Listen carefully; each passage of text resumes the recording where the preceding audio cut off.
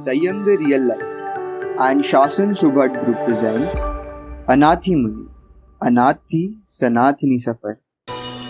પિતાજી, આ દુનિયામાં જે પણ જન્મે છે, જીવે છે, તે પોતાના પુણ્યના ભરોસે જીવે છે.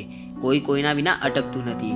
પુણ્ય પરવારી જતા સગો દીકરાઓ પણ બાપને સાચવતો નથી, અને જેનું પુણ્ય ઝળહળતું હોય એને પાડોશીના દીકરાઓ પણ સાચવે છે. પિતાજી, આપ મારા પરમ ઉપકારી છો. હું આપણી સેવાથી છૂટવા માંગુ છું એવું નથી.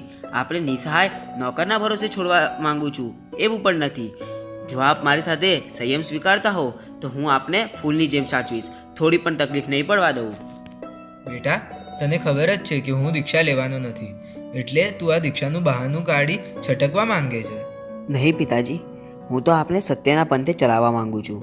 હું સેવાથી છટકવા નથી માંગતો. પિતાજી, જો મારું આ ભયંકર વેદનામાં મૃત્યુ થઈ ગયું હોત તો આપની સેવા કોણ કરત? મારી કઈ ગતિ થાત? પિતાજી, આયુષ્યનો કોઈ ભરોસો નથી. ગમે તે ક્ષણે ખતમ થઈ શકે છે. નવા જન્મતા બાળકનો ધરતી પરનો પ્રથમ શ્વાસ જ એનો અંતિમ શ્વાસ બની શકે છે. જો ભર યુવાન વયમાં નખમાં એક પણ રોગ ન હોવા છતાં પણ યમરાજના મુખનો કોળિયો બની શકે છે. પિતાજી, આ અમૂલ્ય માનવભાવનો ઉપયોગ આજ સુધી મેં સંસારના ભોગ સુખોમાં કર્યો. જે વસ્તુ પશુના ભાવમાં પણ સુલભ છે એ વસ્તુ ભોગવવામાં આ અમૂલ્ય માનવભાવ મારે વેડફવો નથી. પણ બેટા, મારી આ રાજગાદીનો તું એકનો એક વારસદાર છે. તું સંયમ લઈશ તો મારા વારસાનું શું? પિતાજી, આ દુનિયામાં સામ્રાજ્યનો સંપત્તિનો વારસો તો બધા પોતાના પુત્રને આપે છે, પણ આપ મને સંયમનો વારસો આપશો તો આપનું નામ ઇતિહાસમાં સુવર્ણ અક્ષરે અલંકૃત થશે. બાપ દાદાની પેઢીનો વારસો તો દરેક ભાવમાં દરેક પિતાજી પોતાના પુત્રને આપે છે. આપ મને પરમાત્માની પેઢી સંભાળવાનો વારસો આપો.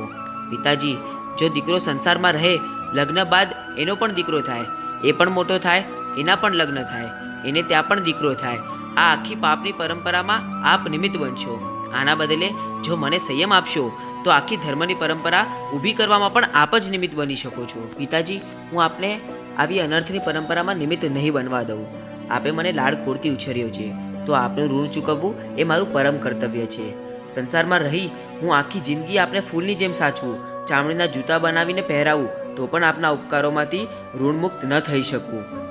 આપના ઋણથી મુક્ત થવાનો મારી પાસે એક જ રસ્તો છે, અને એ છે આપને ધર્મ માર્ગે વાળું. પરિવારમાંથી એક વ્યક્તિ પણ સંયમ અંગીકાર કરે તો એની અસર આખા પરિવાર ઉપર પડે છે. આખો પરિવાર ધર્મની સન્મુખ બને છે. આનાથી ઉત્તમ સૌભાગ્ય બીજું કયું હોય? રાજપુત્રની વાતો સાંભળીને પિતાજી તો શાંત થયા, પણ પત્નીઓ બોલી ઉઠી. સ્વામીન, આ યુવા વય, આ રાજ્ય સુખો, આ સુંદર સ્ત્રીઓ, સંસારના બધાય ભોગ સુખો આપ શી રીતે છોડી શકશો? વિહાર, લોચ, આતપ્રાત ગોચરી, આ બધા કષ્ટો શી રીતે સહી શકશો? આપની કોમળ કાયા કરમાઈ જશે તો? શું પત્નીઓની ઉલઝનમાંથી રાજકુમાર છટકી શકશે ખરા?